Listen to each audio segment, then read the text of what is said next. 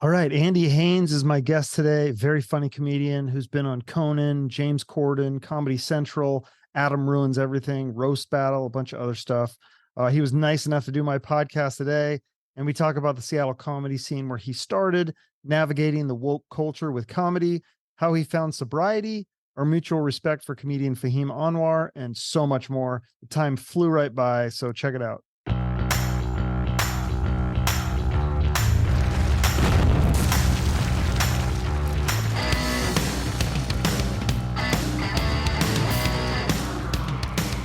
Yeah, it's like Mike Birbiglia sent this to my wife to do a podcast once, which is very bizarre to just send an entire microphone because we have microphones too. But I just thought I'd try it because then I don't have to get out the Zoom and all that. So Wait, is your wife a comedian too?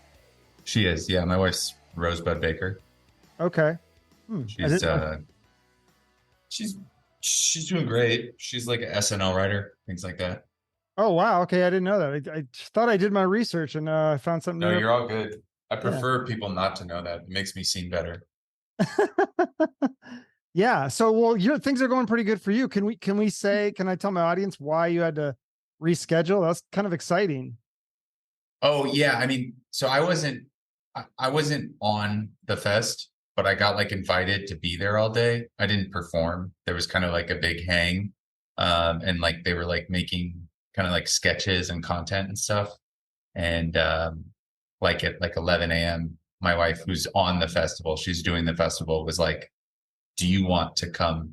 Bert wanted to know if you wanted to come hang out, and I was like, "Yeah." So So this is Bert Kreischer's this is a show he does, or what is it? it's called Fully Loaded. It's actually coming to your guys's. It's the last date is at the Gorge, so it's like Oh, it's okay. all around the country and like little like last night was at Forest Hills. Tonight is in Baltimore. It kind of goes like to a bunch of cities, and they either do like a small arena or a like. There's a lot of like minor league baseball stadiums. They're almost all outdoors though, so Oh, it's kind okay. of like a 2 or 3 hour comedy festival. Oh, okay. Yeah, that would be fun. Yeah, it'd be fun to do the Gorge. I'm actually in Scottsdale now, but I'm originally from Seattle, same as you. You must be in LA then, or I'm in New York. New York? Okay. Yeah. Yeah, I'm East Coast now. Okay. Yeah. Cause I thought at one point, were you in San Francisco or you were in California somewhere, right? Yeah, I lived in LA for 6 years. I moved. I started comedy in Seattle, and then I pretty quickly, after like 9 months, I graduated from. I wasn't even in Seattle. I was in Bellingham, and then I Right. graduated and moved to Washington D.C. Did that for a couple of years, and then I did New York. Then I moved to LA, and about 6 years after moving to LA, I decided I liked New York better. Okay. Nice. Yeah. So tell me about when you were when you were going to Western. I'm assuming that's where you were, right? If you're in Bellingham. Yeah. So you Yeah. went to Western and then you were doing stand up in Seattle. Talk about the Seattle comedy scene then. Like who were because it was like Fahim was there, Jeff Dye, those guys, or who else was there around? Yeah, I mean, Fahim and I overlapped very briefly in Seattle. He'd started a couple years before me, and I saw him a couple times, and then he moved to LA, and he was like a engineer at Boeing, and then decided to go full time at stand up. Jeff and me started pretty close to each other, and when I moved to Washington D.C., I came back, and Jeff was like kind of a name around the area. I mean, he was like doing pretty well for himself. Um, there was a couple other people that popped up. I mean, I had introduced Rory Scovel to everybody in Seattle, so he started coming out there quite a bit. And his kind of creative partner that he works a lot with is a guy from Spokane that I met in Seattle named Scott Moran, and they still do everything together. All of Rory's specials has been with Scott, and Scott did stand up at the time, but now he kind of just focuses on the production, directing kind of stuff. Um, when I came back to when I started, it was basically all kind of road dogs. It was like kind of all guys doing like local gigs or not local gigs, but there wasn't anybody doing kind of um, good. The comedy was good, but they weren't doing good gigs. It was pretty Mm. bleak. You know, it was like you would like you were just trying to get enough time together so that you could go to like Wenatchee or Billings, Montana, or something like that. That was like kind of the vibe there. Oh, even And like then headlining Giggles or Comedy Underground. That's kind of a good. Oh, if it was like a weekend, right? yeah, that was kind of reserved for, there was a bunch of road dogs that would come through there, like kind of guys that were uh, a lot of bad comics, and some good comics, but there was a lot of bad comics. It was kind of a bad place. It was kind of a bad scene to start in just because you didn't really have something to aspire to. Like occasionally a Patton Oswalt would come through and he would play like a theater or like a small black box, or you would have like Doug Stanhope would come through, or like one of the big theater comics would come through, like the Paramount and the More.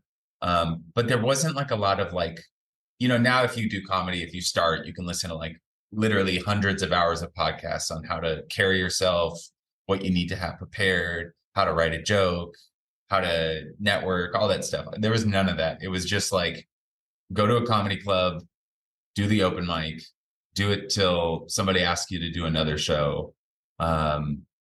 And then kind of like figure it out from there. There wasn't even podcasts at that time.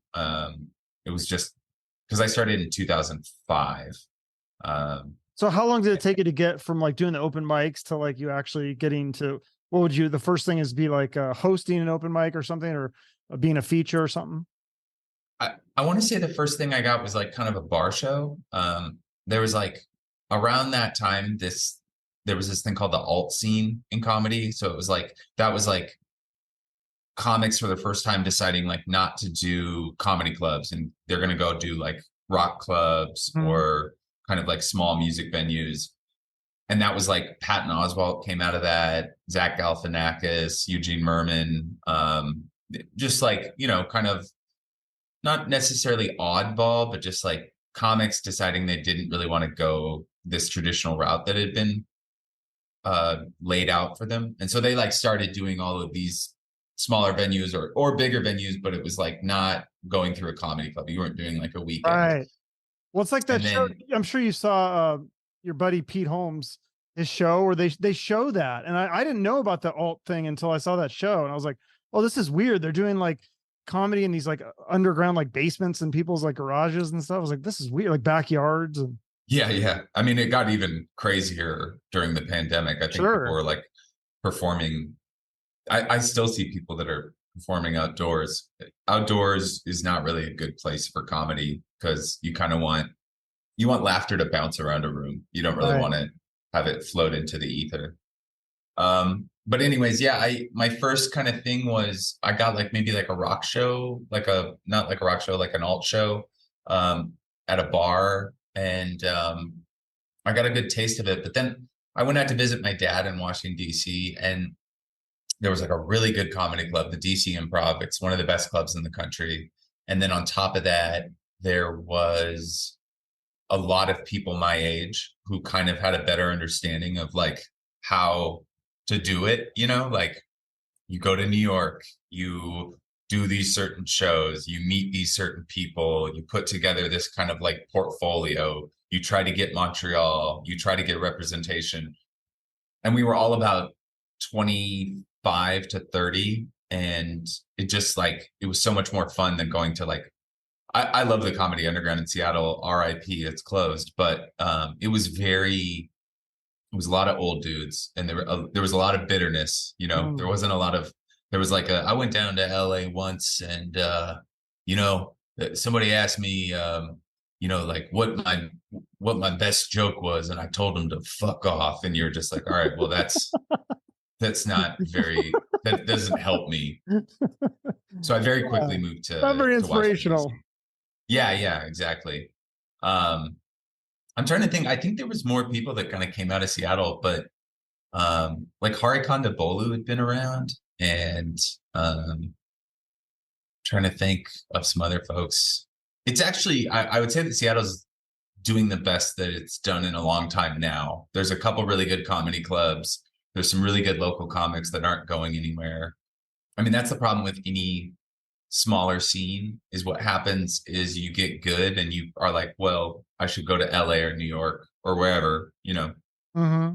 And the nice thing about like a scene when people stick around is it grows and it kind of matures, and then, more people come from around the country, like industry and things like that. So um, it's in pretty good shape now.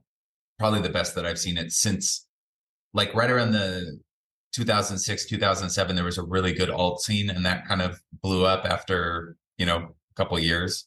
And then there's always been this kind of infighting with the comedy clubs there. Like, if you play this club, you aren't loyal to this club, and don't, cross lines and all this stuff like that. And that doesn't really seem to be a problem anymore. Oh, that's good. Yeah. I think I heard some of that down here in Phoenix. There's similar kind of things. Like, this guy said, like, if you play this club, then you can't play the other one. And I always thought that was so stupid that, yeah, because we have like 4 or 5 comedy clubs here. Have you ever come to Phoenix and do shows? Yeah, I have. I've had some, like, I did a weekend at a club that I don't think is there anymore in Scottsdale. It's the comedy spot. No, it was another one. It was like I think it was on Bar Rescue, actually. It was like on an episode of Bar Rescue. Stand Up Scottsdale or something. Yeah. Yeah, and I actually had a blast there. The owner was like a complete character, but he took really good care of me, and I had a really fun week. But I don't think the club lasted. And then kind of what's left is, I think there's like a House of Comedy, a couple improvs. There's another place called maybe CB Live. CB Live, yeah. Then there's Stir Crazy on the west side. That's a little bit smaller, and you could definitely headline that one easily. Yeah, I've played CB Live. I opened for Natasha Leggero there, and it was really fun. But it was like, you're not really like in the city at all. You're kind of out in the strip mall. Almost all of my experiences in Phoenix or Scottsdale are just like being on the periphery of the city. I don't think I've ever been in the city of Phoenix. Oh, nobody is. Yeah. Because everything, it's so spread out here. It's not like Seattle where it's all, or like New York, everything's so congested. Everything here is just spread out. There's just tons of land. So yeah. Everybody. And it's hot as balls. In the summer. Yeah. Yeah. Oh, I mean, some people think it's hot in like March. They feel like it's like too much. So it just depends on your preference. My wife is going to be there in like a month. I think she's going to be at the Tempe Improv, which I think Tempe is part of Phoenix, right?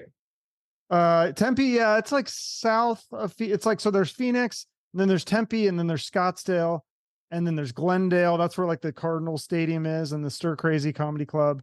That whole thing, it's used to be where the Coyotes, the hockey team, was too, and they're moving. So yeah, everything's kind of all over the place. So it's kind of funny, like when they had the Super Bowl here, because the Super Bowl's in Glendale, but then like the nightlife's in Scottsdale, and then Phoenix, like the downtown is, it's kind of like nothing really, other than they do have the one comedy Stand Up Live there.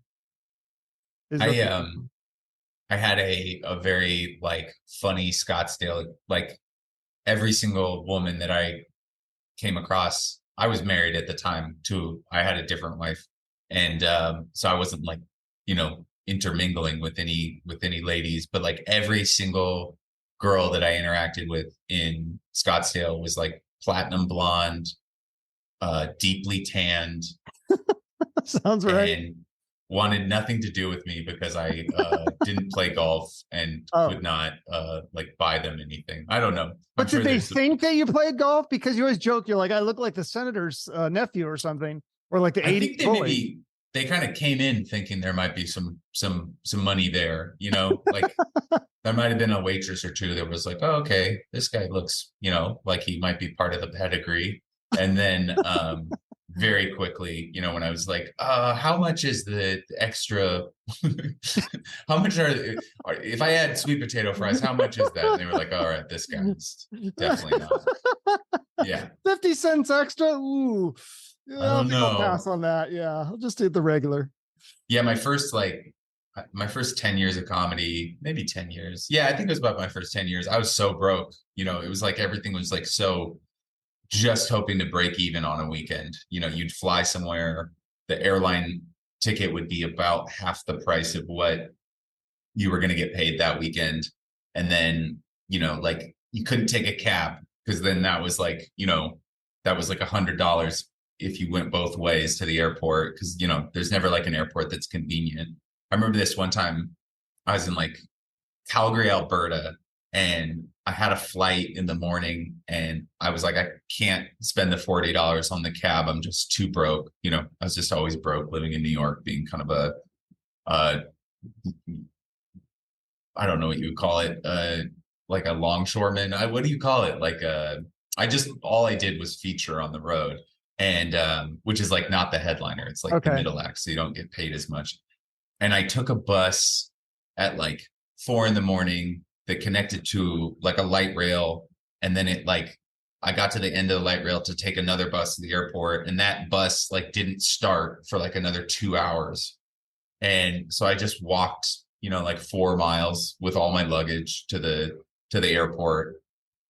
And I just was like, it was worth it. I saved $40. And it was just not worth it at all. It was such a bleak existence. I was like making top ramen in my instant coffee maker and all that, like it was Yeah, real you hand talk to mouth. about that in your stand-up about like these stories about being broke and stuff. It's good material. So what happens though when you start getting a little bit more money? I mean, I'm assuming you're doing better now.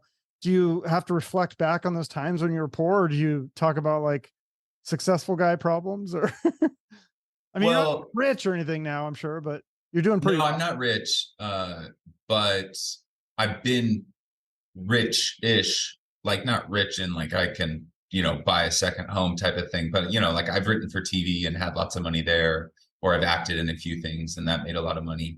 But I've never had like, money to put away to, give to a money manager to deal with. I've never had that kind of money. And the thing I would say is that most successful comics, like it's changed a lot. Right now, we're like in a crazy time where I have multiple friends doing comedy, making millions of dollars.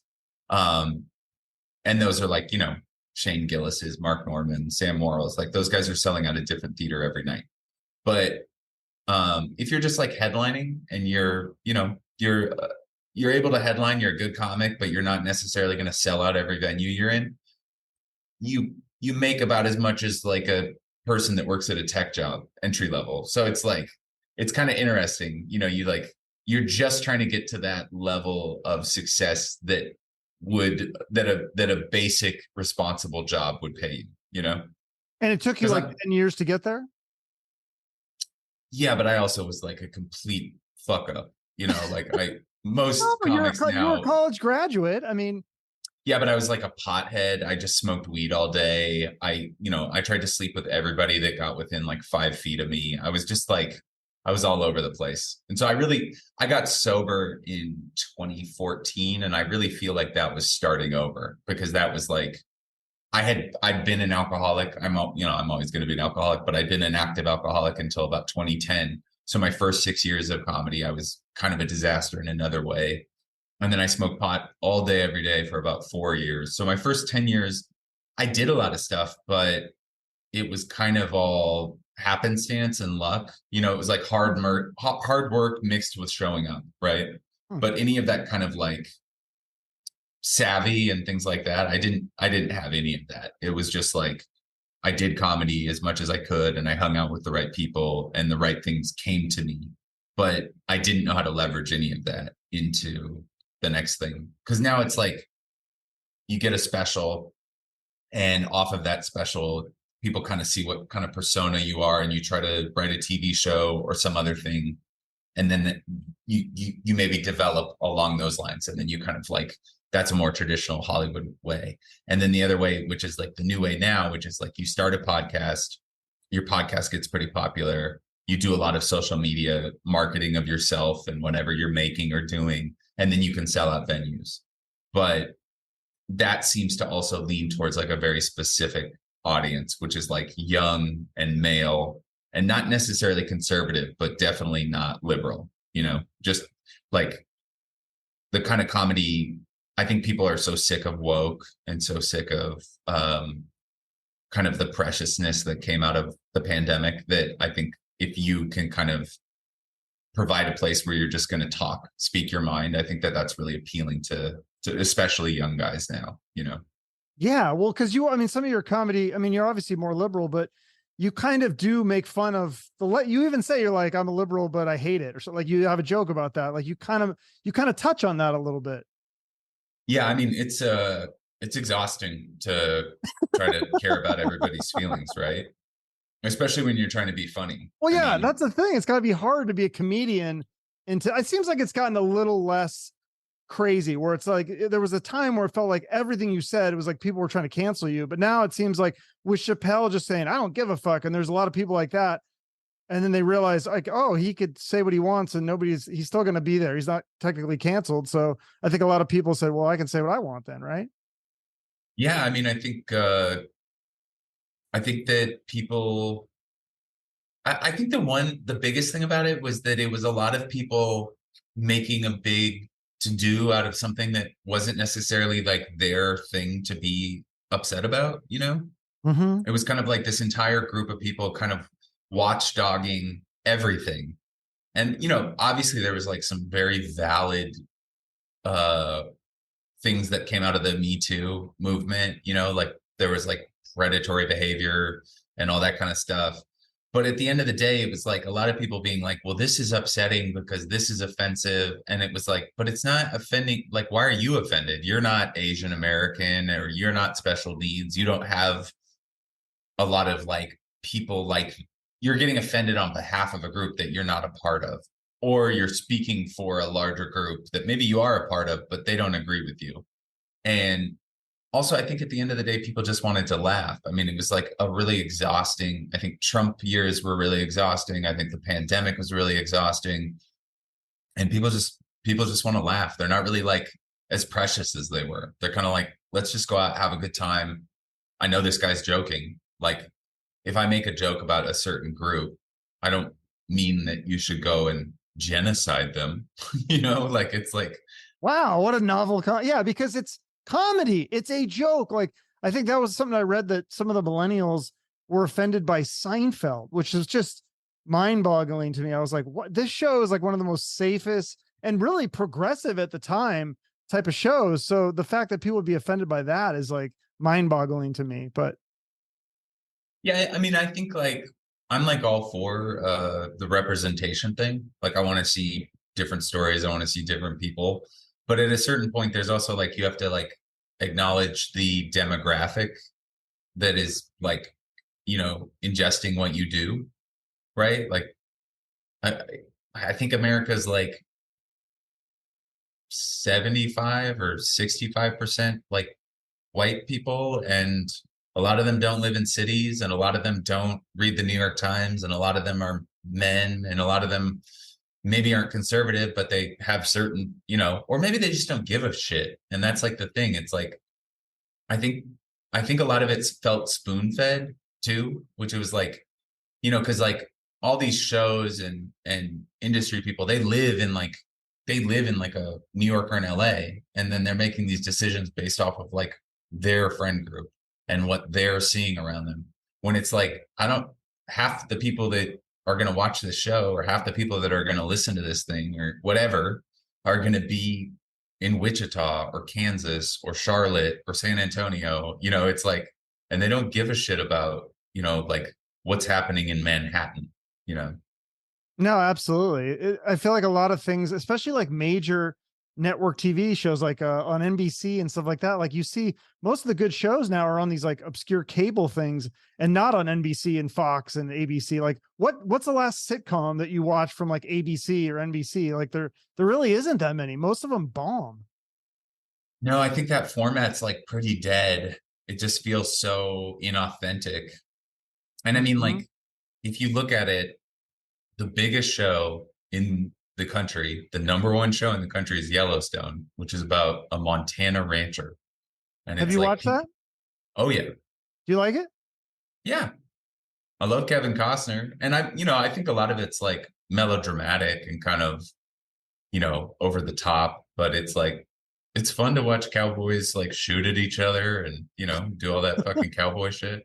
Yeah. There's also some really funny things. There's a scene where it's like in the first or second season where this like tour bus of Chinese tourists like walk onto Kevin Costner's land and they're like taking pictures. I think of a bear it might be a bear or a moose, but they're just like standing on a field, kind of like looking at this animal. And Kevin Costner like storms out and he's like, "You can't be here. This is America," and it's just like so funny because it's just like when you think about it, like it's kind of like that shit would never fly anymore in general, but they got away with it because it's like that show just can't be stopped. And that's also the funny thing about it is like no matter how woke these networks get, I'm not like a huge fan of the term woke, but like no matter how like much they try, they're still like capitalists. And they're like, if a show goes, they're gonna, they're gonna play it still.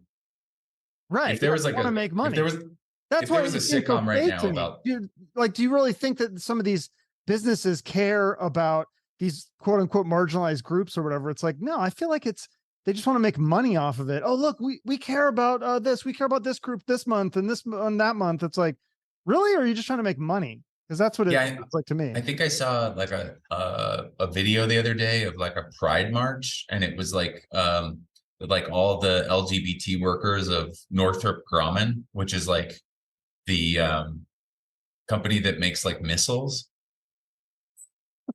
They make like fighter jets and missiles and shit like that. Like they're just like a war company, they're not like. No, I think there's a meme.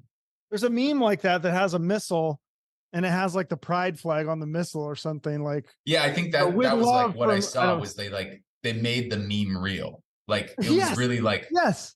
It was the company like supporting their LGBT like employees, but it's like, this is an awful company. Like, do you really want them to endorse? Like, where are we at now? Like we've like the chicken has ate the egg or whatever, Yeah, no, absolutely. That's interesting. It's interesting when you talk to people, like I do a lot of these podcasts and a lot of the people I talk to are liberal and they kind of feel the same way you are. Like some of the stuff has gotten too far. They're still liberal. Obviously they still hate Trump, all that stuff. But they're also kind of going, okay, well, we still need to make comedy. Like we still need to make people laugh. And like, we're not trying to offend people, but we might offend some people. I've noticed Fahim's comedy has gotten really like kind of edgy almost. I'm like, wow, I'm surprised Fahim would do that. Yeah, I think Fahim is he's kind of always been a little bit that guy. I don't know if there's been a change or if just maybe like he's just putting out so much material now because he is so much more popular and he has such a bigger following that he kind of has to feed the beast. But Fahim's always been like pretty practical and not emotional about like comedy, the business, material. I think he really kind of talks about what makes him laugh, like personally. And I mean, like he's I think a close, I don't know if he practices, but he's a Muslim Afghan person and Afghani. And like I think if he can make jokes about all those things, then it's like pretty safe. Like, you know what I mean? Like, oh God, yeah. Did you see a special where it's like the four of them and they're watching the news and they're talking about this like murder or it's like a shooting or a I'm in that sketch. Are you in that? I'm the roommate that comes out of that room. Yeah. Oh God, that is such a great when they all cheer that it's a white guy. Yeah. I mean, that is like so brilliant. I mean, that's just Fahim. Like he's just funny. Like and that's what I don't get. It's weird about him because you'd think Hollywood would go like, oh, like a Muslim comedian, we gotta give this guy a TV show or something. And it's like, but he told me, he's like, well, there's not enough Muslim people in America for it to make sense. And I'm like, but you're just funny. Like, who cares what, your nationality or any of that shit is? Like, you're fucking hilarious. Like, you should have your own show. It's weird. Yeah. I mean, I think he's also like somebody like who I think if he would have arrived on their radar like a couple years later and maybe been a little bit different, then he'd be where Rami is right now, because Rami got the whole show and the movies and that world, right? Like the HBO specials. But I think like Aziz Ansari and like, I mean, Aziz came out of that New York scene of like the mid 2000s. He's like a little bit different, but I really feel like there's like a movement right now to like really like kind of cater to this brown kind of diaspora that's like, Indian, Arab, whatever, that kind of world. And Fahim is just so funny. I think it's actually like, luckily it's like showing up in ticket sales, because I think Fahim is getting to do like really cool theaters, and he is the funniest. He's one of the funniest people that I've ever seen live, and it's like, it's funny because I know him as a friend, and I can still say that, like, you know, usually like when you hang out with somebody enough, there it kind of like dampens your ability to see them on stage differently. But Mhm. Fahim's one of those guys where it's like just so undeniable. Yeah, he's And if gotten you ask, better. yeah, and if I you ask started, anybody, yeah, if you ask Bill Burr or um, Andrew Santino or even Sebastian, like, you know, all these guys that have seen Fahim, I mean, you know, Rogan even, like they all know that Fahim's like one of the funniest people in the world. So for sure. And he keeps, it's crazy because he's gotten better. But even when he was 19, I remember we used to go see him at that comedy club in Bellevue, Laughs. It was in like a hotel. I didn't even know it existed, but I saw Fahim at Giggles once and I asked them, hey, where's that Fahim guy? And they're like, oh, he performs at this place called Laughs. I was like, there's a comedy club in Bellevue, but I used to go see him. And it was almost like every weekend. And every time he would have new material. I was like, how does he come up with new material? And now he's doing that. I don't know if you follow his YouTube, but he does this Fahim works on stuff bits that are like 10 or 15 minutes. And they're like almost every week. And it's new stuff. And it's all really good. I mean, if this is the stuff he's working on, I mean, I can't wait for his next special. It's going to be insane. yeah, he's incredibly talented. I wish I didn't like him so much so I could like, you know, tell him to fuck off. But he's he's always been really cool, and he's like pure. Like he's not like a he's just a dude that loves comedy, and he's super funny, and he's not like show businessy or any of that. He just, it's just about the jokes, and he's so prolific too. I mean, it takes me at least a year to come up with a new hour, and he could probably come up with a new hour every month, realistically. Seriously. Is it competitive with other comedians when you say like you wish that you hate him? Because I just saw I don't know if you watched the Andrew Dice Clay episode of Joe Rogan, and he was saying how back in his day, like comedians were like really competitive with each other. And he said it's not like that now, though. I mean, it's definitely not like publicly competitive. There's definitely people that have kind of disagreements, and you know, there's definitely like stuff that you wouldn't see. Um, I think there's certain people that get successful, and everybody is not happy for them. But I think generally, it's kind of, we're in such a boom right now that everybody kind of sees one person's success as everybody's success.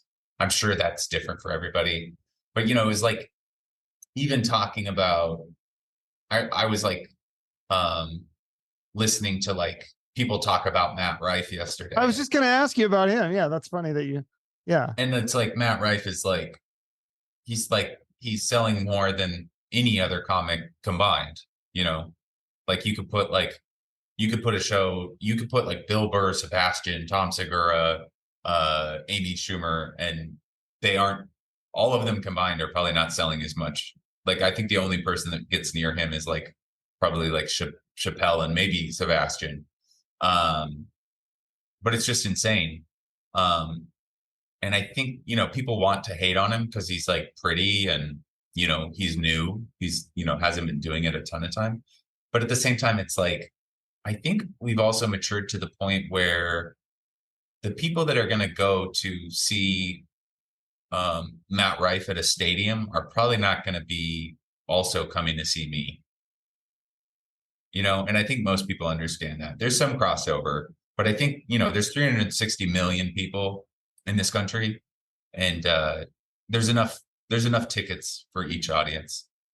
Yeah, well, that's what's so interesting to me. Like, I don't know. I sound like a hipster fan here, but like, there's a lot of the comedians I like, such as yourself and Fahim and you know, guys like Dan Wilbur and stuff like that, that I just think are like really smart. And I think Mhm. maybe sometimes that doesn't translate over to like, you know, like the Jeff Foxworthy, which I love Jeff Foxworthy and those kind of, but that's like more like kind of, some of it's kind of more dumbed down that like anybody could watch or listen to. Whereas like you guys kind of, you kind of, it's more intelligent, like thinking comedy. I feel like. Yeah, I mean, I definitely wish I was dumber. Um, would be that would be so much more convenient if I Yeah. was like, Do you ever just dumb down jokes though at all, or like? I mean, I do jokes that I'm not proud of for sure. Um, like I was in Calgary, and Calgary's like the Texas of Canada. And it's like, It is really. yeah, I can't be as open and insightful as I want to. But also that's like not my job there. My job is to just make people who bought a ticket have fun. And I want them to like all of my shit, but it's just like they're fucking oil workers and farmers and people that are kind of like working the businesses around that. And they're just from a different place. So they're not going to really like necessarily understand everything about New York and fucking, being a quasi gay, like a, a effeminate, New Yorker who gets his eyebrows trimmed, things like that. Do you get your eyebrows trimmed? By my wife. I have to, because it's like just with age, they just grow like super long. I can't grow facial hair. Like this is maybe shaved on Saturday. I don't know. I just don't grow Okay. facial hair, but my eyebrows will grow to the point where like they'll be like, so Didn't you I have have to, some story? I don't know if it was on a podcast or in your stand-up. You talked about somebody shaved your eyebrows like way too much, but you're too scared to speak up against. I was blacked out. Oh, no, no, no. That was a joke. Yeah. I was at a Russian barber. There Russian, was yeah, like a yeah. while that I was going to this Russian barber just because he was like on my block. So I was just like, fuck it. I'll just go to this guy. He's always open. I don't have to get an appointment. He's like $40 or something like that. It was like, easy.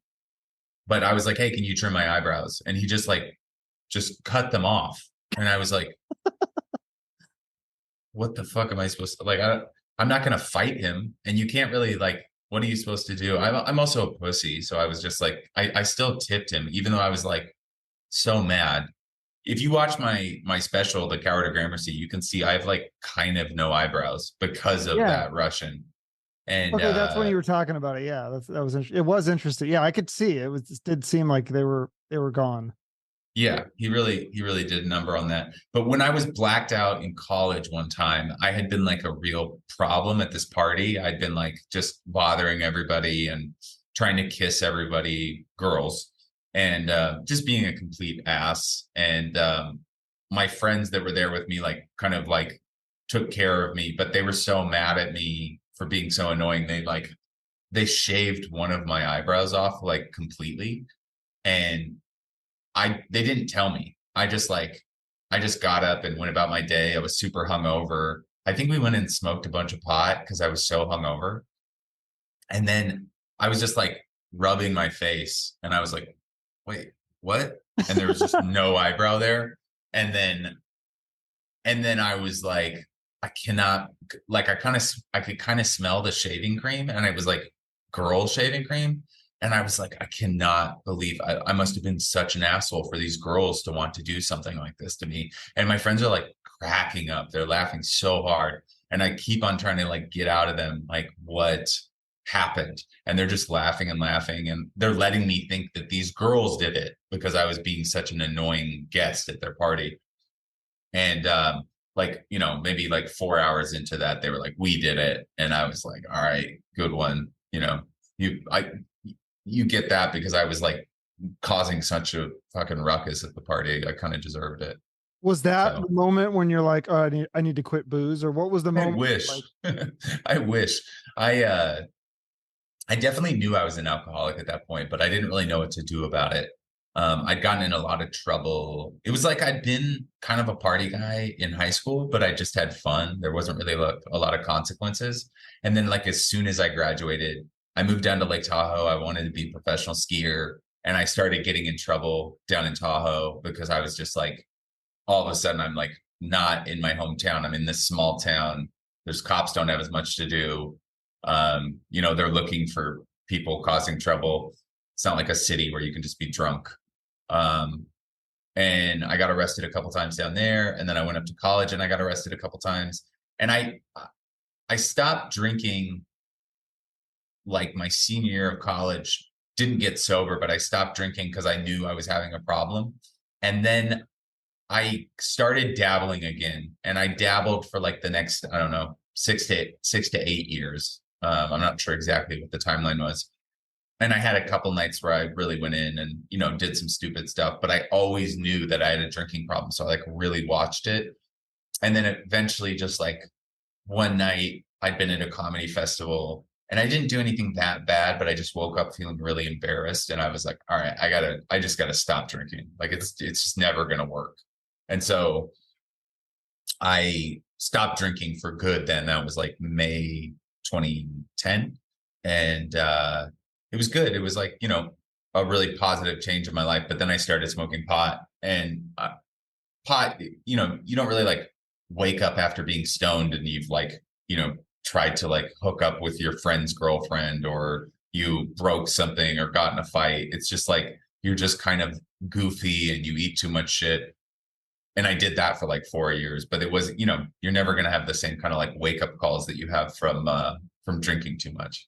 But you never got the like the paranoid stuff when you smoke pot? Oh yeah, for sure. I had Because tons I of thought you joked paranoid about stuff. that. Yeah.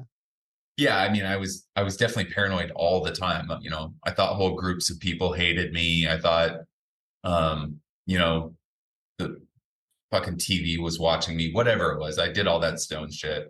But I don't know. I lived in LA. It was quasi legal. I was making a lot of money. It was fun. It's like an easy way to date. You'd like meet a girl, you'd ask her if she smoked pot, you'd go smoke a joint. It was kind of an icebreaker. But then it just like real stuff started happening kind of around that like carefree lifestyle. Like I got a divorce. I lost a big job. Uh, I don't know what else happened, but I was just like, oh, I don't really like what I'm doing. And so as a result of that, that's when I fully got sober. So then what do you do now? Because I talk to a lot of rock stars. It's like a lot of them have the same story where they're like, they went through those party years and then now so many rock stars get sober.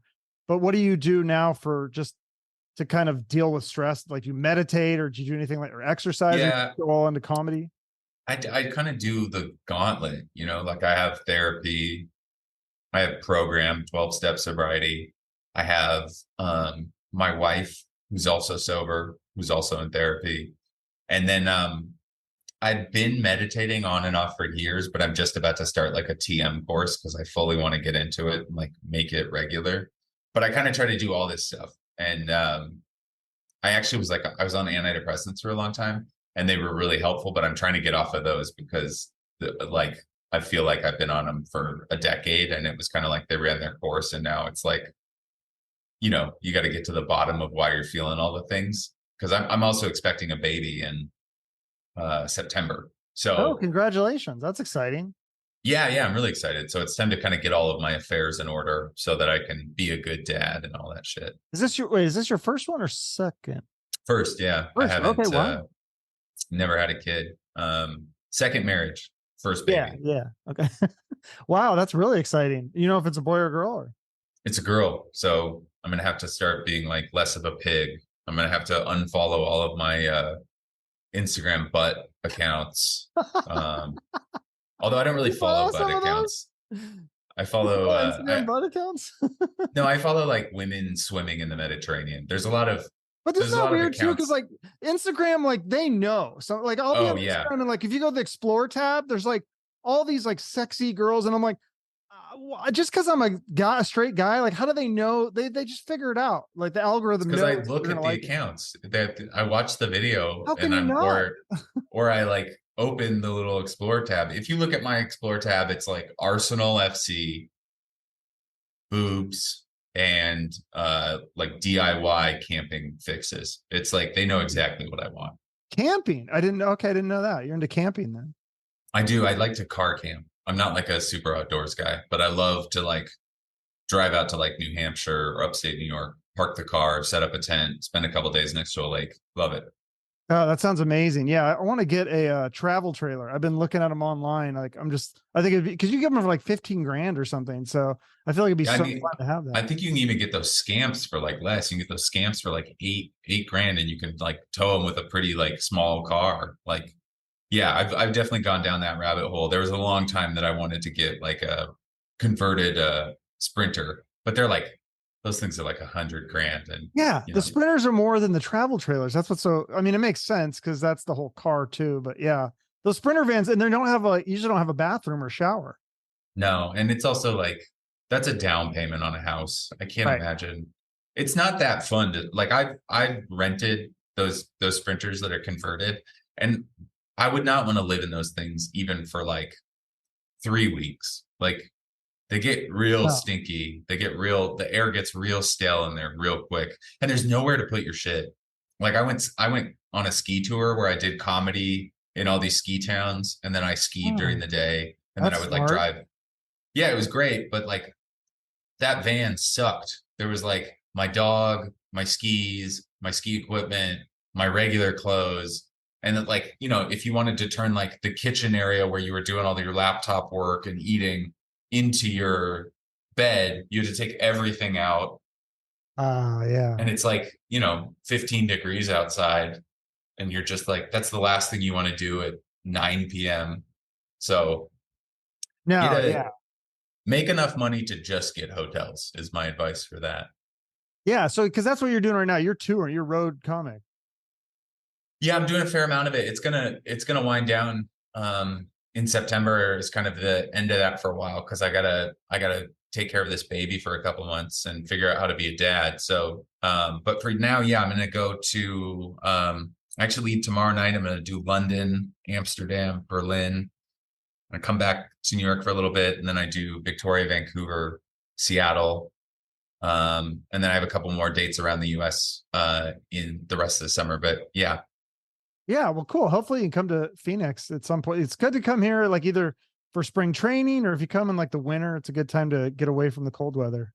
yeah, I would love to come down there in the winter. I for the longest time I've booked gigs in ski resorts during the winter or like Yeah. places I can ski. And it's such like I don't want to be cold anymore. Give me all of those like kind of warm winters, and I don't care about skiing anymore. Yeah. And I mean, technically, I think you could ski if you go to like Flagstaff. I think that's like 2 hours. It's probably not great skiing, but it's I can skiing. drive to Taos anyways. Where's that? Taos? Is that New Taos Mexico? is like north of Albuquerque. It's not like a short drive, but I could put that, tack that on. Colorado? Yeah, do like a road trip or something. Well, that's exciting. Very cool. Yeah, I mean, do you have any new specials? I think the Coward of Gramercy, that's your last special that you had, right? Yeah, that's like about a year and a half old. I'm gonna record like a kind of experimental special in July, which is like I'm I'm doing it in Seattle. And it's basically when you buy a ticket, you get an email and you can email me what you want me to write a bit about or talk about. And then I have 24 hours. I can open that email account 24 hours before the show. And I have 24 hours to prepare that. And I'm going to record that. And that's going to be the 24-hour special, which is just going to be experimental. And then probably around next winter, I'll record something more formal. Where are you going to record the experimental one? Which club in It's Seattle? I'm actually doing it the Hereafter, which is the small room. It's like 100-seater at the new Crocodile in Belltown. Oh, the Crocodile. Yeah, I remember that one. Yeah. Yeah, Yeah. like you said, it's changed so much in Seattle. Like a lot of the clubs are gone or changed or moved, and there's new stuff. And so, Yeah, it's weird. I mean, the Comedy Underground finally, it was like held together by like tape and toothpicks for like years in Pioneer Square, but there was nothing else down there. That was literally the only reason I ever went to Pioneer Square. And then the club Laughs merged with Giggles, so they're up in the U District, and then there's two clubs on Capitol Hill, which are kind of more casual, showcasey kind of clubs. They're not like, and they're definitely like more leaning towards local acts and a little bit more, I wouldn't say woke because that kind of sounds like this blanket statement, but it's definitely alt. It's definitely like more inclusive. But Seattle's so different in general. I mean, it's like, it's one of those places that's really been transformed by the tech industry. yeah, I know it's weird. Like you go to Seahawks games and the crowd has changed. Because I remember when I first started going to Seahawks games, it was like very like just blue collar, regular guys. And now you see these, it's kind of like the wine and cheese crowd is like all these tech guys are going that probably weren't even really fans of the Seahawks, but like, oh, I can afford these tickets. I'll buy it. And, Yeah, that's what I said. I like because I kind of I grew up in Queen Anne, which is like kind of pretty nice neighborhood. And my mom was a nurse, my dad was like a corporate kind of guy. But I didn't hear about the Seahawks. Like I heard about Steve Largent and Brian Bosworth when I was a kid, like those were like two things I remember. And then I swear to God, I didn't think about the Seahawks again until 2006 playoff runs with Sean Alexander and Matt Hasselbeck. And it was like, then I was kind of like, oh yeah, the Seahawks, like they're pretty good. Like maybe I'll support the Seahawks. I'd never really I'd always been a soccer fan. So I'd always watch soccer. And then it was just like, all of a sudden everybody in Seattle loved the Seahawks. And I was like, none of us cared about this. The Seahawks used to be like exclusively Boeing employees. Like that was like the only people at those games was like Boeing, blue collar, Tacoma, Burien, outskirts. I didn't know anybody and now it's like, Amazon employees are like buying boxes and things like that. So are you a Sounders fan then? Not really. I don't really like American soccer. I think I'd be called a hater amongst American soccer fans, but I've just been so spoiled by always being into European soccer and the quality's so good that it's been hard to get interested in American soccer.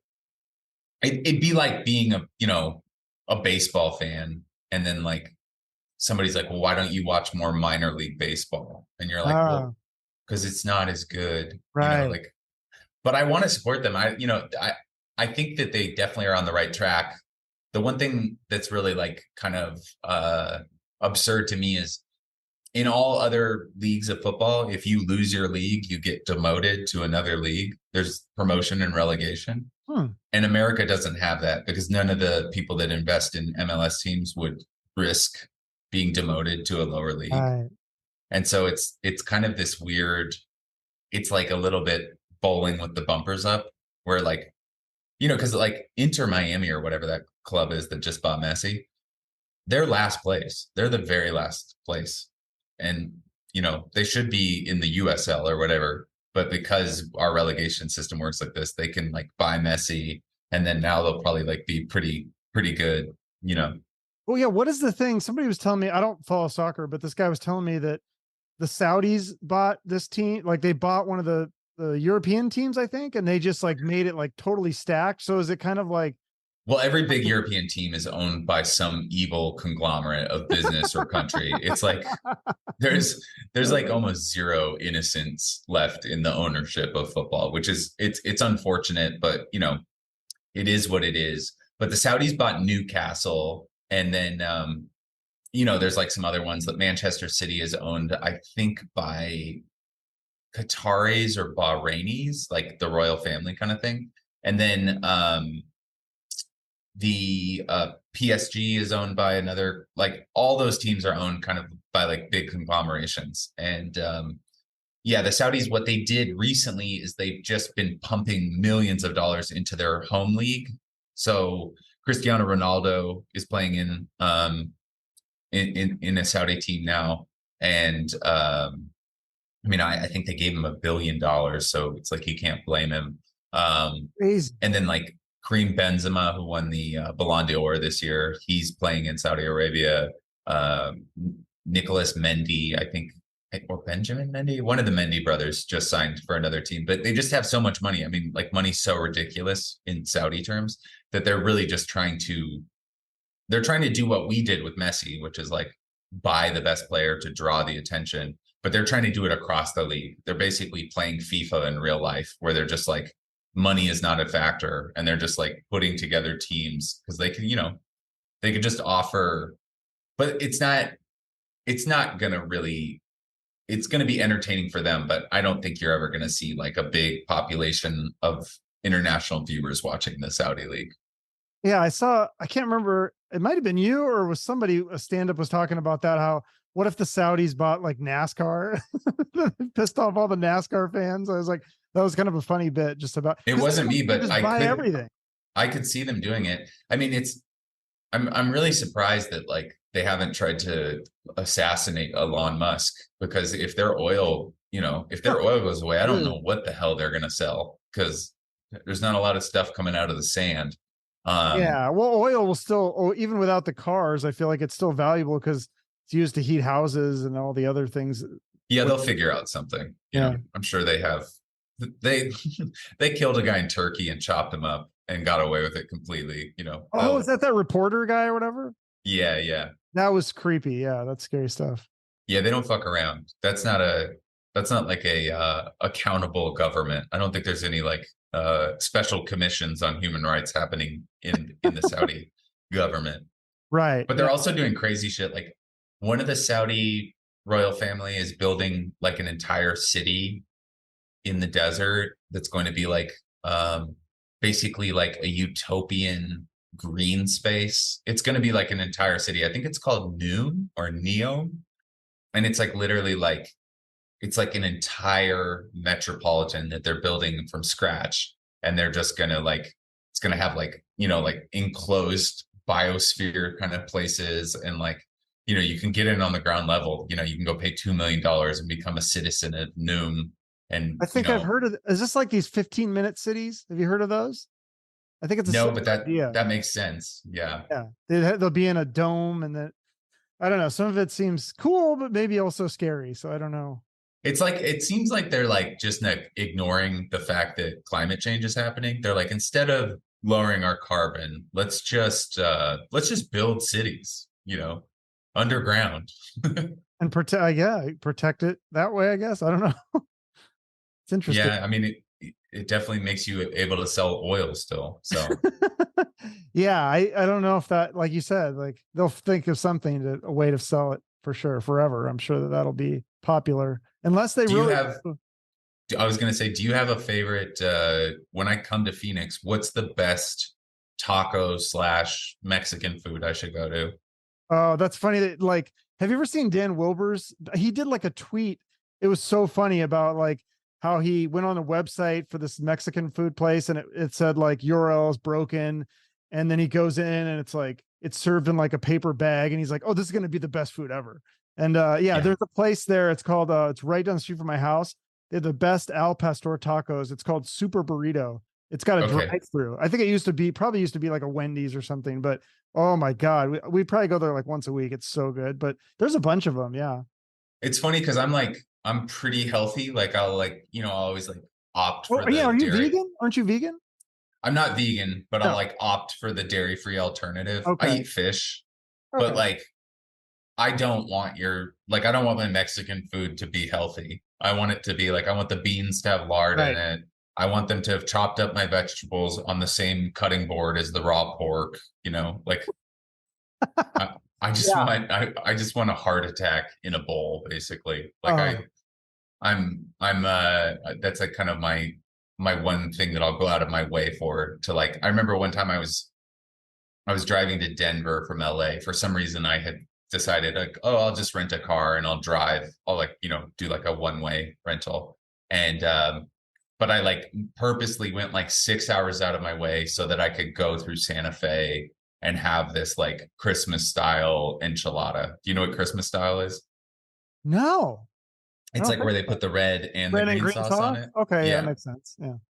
And it was worth it. I mean, I was basically running on fumes and kind of delirious, but in my memory, I can remember being like, this was worth it. Yeah, there's a place too here called I think it's called the Carlsbad Cavern or Tavern, and it's supposed to be like New Mexican food, and I think they have a lot of that same stuff. It's really spicy. So there's so many good restaurants here. Yeah, I can hook you up. I'm all in. I'll come down and I'll watch a Suns game. And I was actually like a huge Suns fan in 2000. Oh, really? Yeah, 2007. I kind of just worked I was a Sonics fan, and then I was a Trailblazers fan, and then I was a Sacramento Kings fan. And then my basketball fandom kind of ended with the Suns circa 2000. I want to say 6, 7, like Steve Nash, Sean Marion, Barbosa, Diaw. Trying to think who else was on that. Stoudemire? It was like Amari Stoudemire. Yeah. It was like my favorite basketball team. Oh yeah, I became kind of a Suns fan. I became an NBA fan, and I became even more of a baseball fan too, and a little bit of a hockey fan, just because we have those betting apps here. I don't know if you have those in New York yet, We but do, yeah. That's a new oh my addition. God, this is you want a new addiction to instead of like if you're not drinking anymore, you're not doing weed, start doing the betting apps. Oh my God, it's so fucking fun. But I only bet like usually $10 or $20. But it makes the game a lot more interesting when you bet on stuff. And you can bet like long bets, like you can bet the exact score and you can win like thousands of dollars. It's fun. It's a lot of fun. So I'm terrified to get into betting. I've been able to dodge the gambling addiction. I could get addicted to like anything. I mean, I like if sometimes when I stand up, I get a head rush and I sit back down so I can do it again. Like I'm an addicted personality, but I do gamble occasionally. Like every time I go to like a casino, I play blackjack. So I would love to get into something like that. yeah, I think to me, it's like I had a friend the same way. He felt the same way. He's like, oh, I don't want to do those sports apps. I'll get addicted. I was like, no, I don't think I don't know. Sports, it's like, cause you can bet $10 and then that lasts 3 hours. It's not like blackjack, you lose $10 in 5 seconds. So one hand. Yeah. And then you Yeah, got that definitely would be fun to watch the games with a little bit more on the line. I think that could add a little bit. And if there was a way that I could just keep it to like $10, $20, I'm fine with that. yeah. Well, and But that's what's cool about the apps is they'll give you these bonuses, but the bonuses usually have a $10 or $20 limit. So then that always keeps me in line. I'm like, okay, well, I want to get the bonus, so I'll bet this, but it's only $10. So I'm like, yeah, it's not bad. So yeah, it makes you yeah, more interested in the games for sure. just as long as I don't spend my daughter's baby food money, we're all good. Yeah, yeah, that would be bad. Well, cool. So thanks so much for doing this. I always end promoting a charity. Is there a charity that you is near and dear to your heart, or something you want to promote here at the end? Um, yeah, I mean, there's a lot of charities, but the American Indian College, I think it's the College Foundation, whatever that is, the American Indian College Fund. I would have to Google the exact wording of it, but that's one that I always donate to. So Is that like for Native Americans, you mean, or yeah, yeah. oh, okay. Because don't they already get free college just from the government, or Yeah, but I think this kind of like lines them up. It sets them up with a little bit more. I think the foundation does a little bit more of like getting people from like going in and going, do you want to go to college? Here's how you go to college. Don't worry, it's free. Let me help you with your application. Let me help you get prepared for the SATs. Let me help you get prepared for financial aid and things like that. So oh, okay, yeah. Because I used to work in the schools, and we'd have we had a Native American like coordinator. I forget the exact term, but yeah, that's what she did. And I met with some of these families, and it's like it's just heartbreaking. And then I mean, I've driven around the state, and there's a lot of reservations here, and you see like there's some that reservations. I'm in Scottsdale. It's like literally like across just a few miles from here, and you see like how they live, and it's like it's just so heartbreaking because they just don't. It's like they don't have this. They're like the depressed as a whole. Like the community is just like everybody. There's not this like ambition that, hey, let's go out and live life and follow our dreams. It's kind of just like whatever. yeah, I think that's like I think there's a lot of systemic poverty, and I think that there's a lot of it's just a culture was kind of decimated, and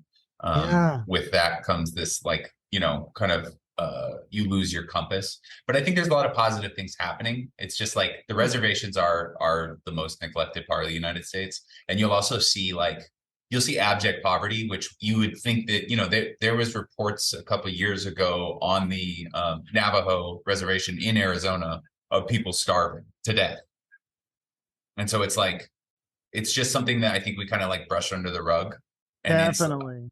it's also like a hard thing because there's definitely like a lot of people that like this is like such a lame way for a comedian to get off. I should just be like making a gay joke or like a fart joke, but this is like probably why I'm not more successful because I keep on talking about sad things. That's what I love. But yeah, Love just the dark donate to stuff. them, and they're doing great.